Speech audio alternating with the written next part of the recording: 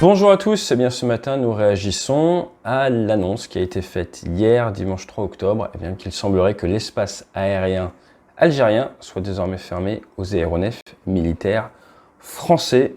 Je vous explique tout ça juste après le jingle.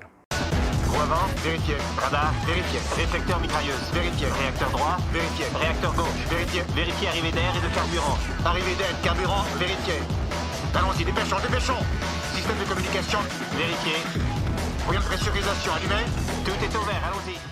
Fermer son espace aérien. Qu'est-ce que cela signifie? Tout simplement, imaginez l'Algérie, 10e plus grand pays au monde, 2,4 millions de kilomètres carrés presque, environ 4 fois la taille de la France métropolitaine, la France qui fait 643 000 kilomètres carrés, plus grand pays d'Afrique juste devant la République du Congo, plus grand pays de tout le pourtour méditerranéen, qui du jour au lendemain décide qu'il y a un mur infranchissable le long de ses frontières, mais également en mer, jusqu'à officiellement 12 nautiques au large des côtes. Je dis bien officiellement, pourquoi? Parce que du fait de sa position autour du bassin méditerranéen, l'Algérie contrôle également tout un espace aérien en mer de manière à fluidifier le trafic, à prendre en compte le trafic et à gérer ce trafic. Et avec la fermeture de son espace aérien, c'est donc légalement une frontière invisible qui suit toutes les eaux territoriales et qui suit tout le pays au sol, mais vous pouvez également presque l'étendre un petit peu en mer Méditerranée, dans les zones contrôlées par le trafic aérien algérien. Depuis le 22 septembre dernier, l'Algérie avait déjà fermé un petit peu ce grillage au Maroc. Et non pas que aux aéronefs militaires comme en France, mais également aux civils et aux avions immatriculés au Maroc. Ça veut dire que si vous êtes pilote civil, militaire ou dans un avion immatriculé au Maroc, à l'heure actuelle, il vous est impossible de traverser l'espace aérien algérien. C'est pas rien et ça touche par exemple la RAM, la Royal Air Maroc. Si elle veut aller à Tunis, plutôt que pouvoir couper au travers de l'Algérie, maintenant elle doit monter vers le nord, suivre un petit peu l'Espagne, passer avec le contrôle aérien français du côté de la Corse pour après redescendre sur la Tunisie.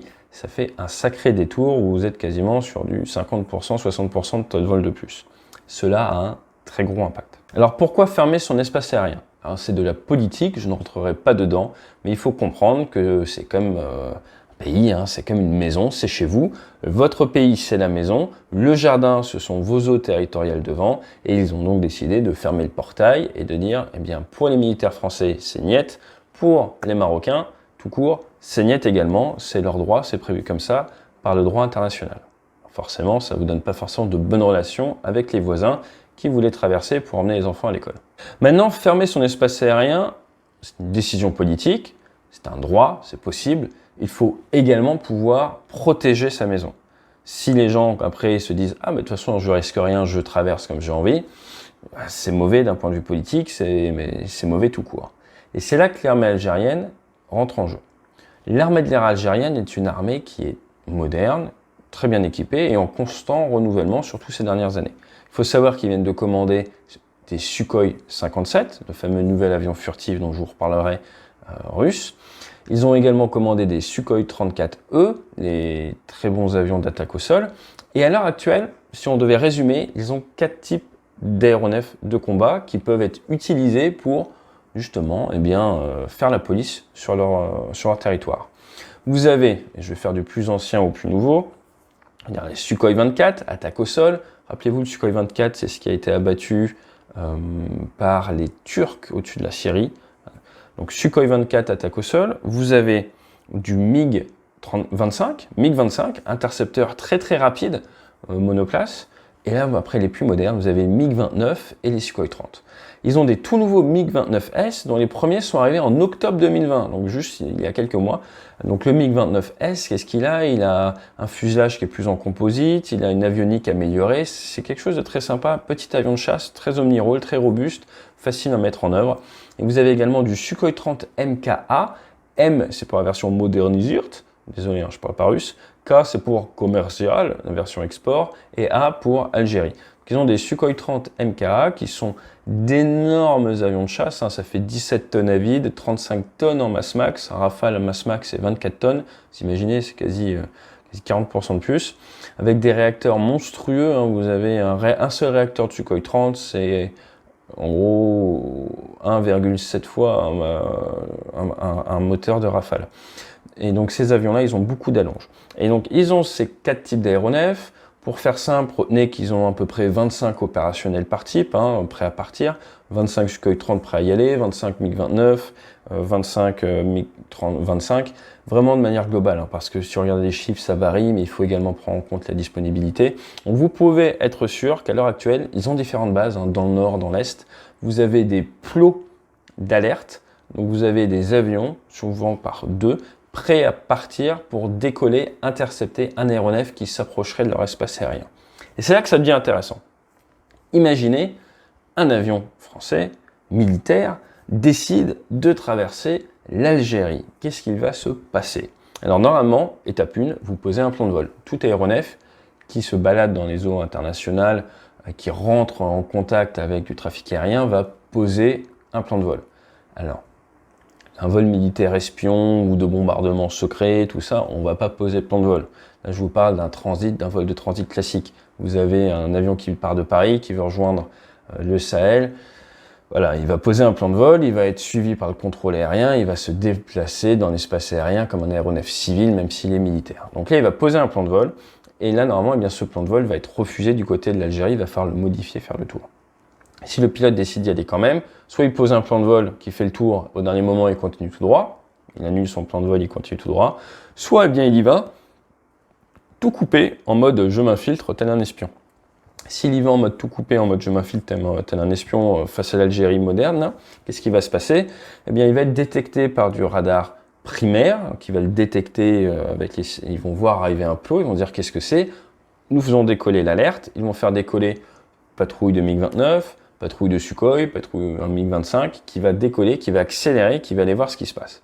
Il va faire la police du ciel, hein, comme on a en France. Il va se rapprocher, il va faire une interception, il va rendre compte à l'état-major, il va dire c'est un A330 MRTT français. Et c'est là où ça va devenir compliqué. Il va recevoir des consignes qui risquent d'être fais-le poser sur le terrain à côté, le terrain militaire. Donc là, votre Sukhoi, il va venir à côté du 330, il va battre des ailes, il va dire vous êtes intercepté, suivez-moi. Et soit le pilote militaire accepte de le suivre, soit le pilote militaire dit ok Nenni, je ne te suis pas. À ce moment-là, l'avion de chasse va devoir faire un tir de sommation pour lui dire maintenant tu me suis ou je t'abats. Si l'avion militaire refuse toujours de le suivre, eh ben, on pourra en reparler sur cette chaîne, mais il y a eu des cas d'avions abattus en vol. Donc voilà un petit peu les différentes étapes. Normalement, hein, on ne force pas. Quand un espace aérien il vous dit « niet, tu passes pas chez moi », on n'y va pas. Ensuite, si vous jouez quand même et que vous êtes intercepté, vous essayez de vous poser ou vous assurer votre survie. Donc, de manière générale, voilà, c'est pas une situation d'avenir, vous l'avez bien compris. Néanmoins, il faut bien comprendre que si vous n'êtes pas autorisé en tant que chasseur à abattre l'avion que vous interceptez, mais que vous devez le forcer à se dérouter, eh bien ce n'est pas facile du tout. Imaginez, hein, vous êtes sur l'autoroute, vous avez votre voiture, vous avez une voiture rapide, vous avez intercepté un camion et vous voulez le forcer à s'arrêter.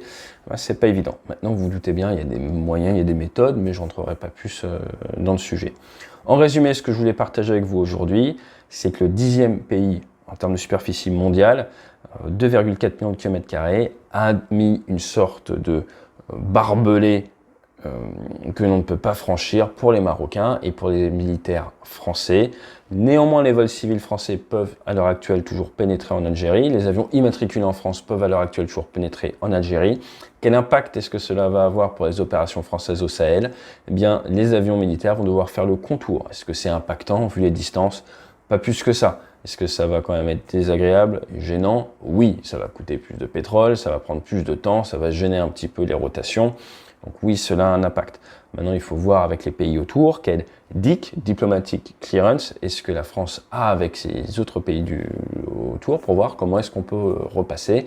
Au pire, du pire, vous partez vers l'Atlantique, vous descendez au large de chez tout le monde et vous revenez en coupant par l'intérieur des terres. Voilà, donc il y a toujours des solutions. Vous comprenez également l'avantage d'avoir une marine, d'avoir des porte-avions, ce genre de choses. Ça vous permet d'éviter tous ces soucis de diplomatic clearance. Pour mémoire, il y a maintenant 6 ans, Moi, je suis parti au combat peu de temps après le Bataclan. Eh bien, nous étions autorisés à traverser Israël avec les Rafales, avec les super-étendards armés. Et là, c'est un autre point. Cette notion de survol d'un pays par un avion militaire prend en compte le type d'aéronef, des fois le type de mission, mais également s'il peut être armé ou non. Vous doutez bien que certains pays vont dire oui, vous avez le droit de transiter à travers chez nous, mais non, il est hors de question que vous transitiez à travers chez nous pour aller tirer des bombes chez notre voisin. Donc tout ça, ça se négocie, c'est de la politique, c'est de la géopolitique, et je suis pas là pour ça aujourd'hui. J'étais juste là pour vous donner un petit peu la big picture. Si vous vous intéressez à cette problématique, j'espère que ça vous a aidé. N'hésitez pas à me dire dans les commentaires si vous avez plus de questions. Et je vous souhaite une excellente journée.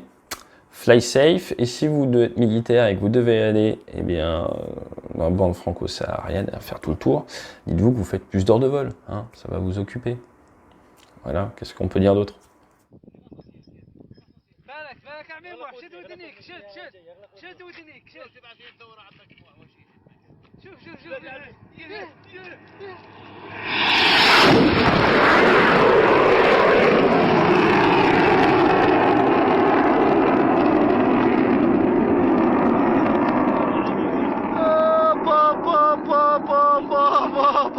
صورته طلع السفلى